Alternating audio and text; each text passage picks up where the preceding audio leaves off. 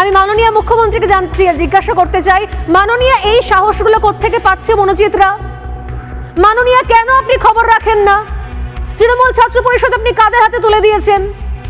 কেন বারবার এই ধরনের ঘটনার সঙ্গে জড়িয়ে যায় তৃণমূল কানেকশন? কেন সন্দীপ সেনও আপনার প্রিয় ছিল আর এখন দেখতে পাওয়া যাচ্ছে মনোজিৎ মিশ্র তৃণমূল ছাত্র পরিষদের অত্যন্ত ঘনিষ্ঠ? কেন চন্দ্রিমা ভট্টাচার্য থেকে শুরু করে, অভিষেক বন্দ্যোপাধ্যায় থেকে শুরু করে, ববি হাকিম থেকে শুরু করে কি করে এক ফ্রেমে মনোজিৎ মিশ্রকে বারবার দেখতে পাওয়া গেছে? কি করে? মমতা বন্দ্যোপাধ্যায় আর্জি করার সময় বলেছিলেন যে সন্দীপ ঘোষ কোথায় কি করেছে আমার পক্ষে তো জানা সম্ভব নয়। আপনার পক্ষে জানা সম্ভব না হলেও আপনার দলের যাদের উপর দায়িত্ব দিয়েছেন তাদের পক্ষে জানা সম্ভব। তারা কি করে এই সমস্ত নরপিশাচদের প্রশ্রয় দিয়ে গেছে দিনের পর দিন? কেন এদেরকে ব্যবস্থা নেওয়া হয়নি?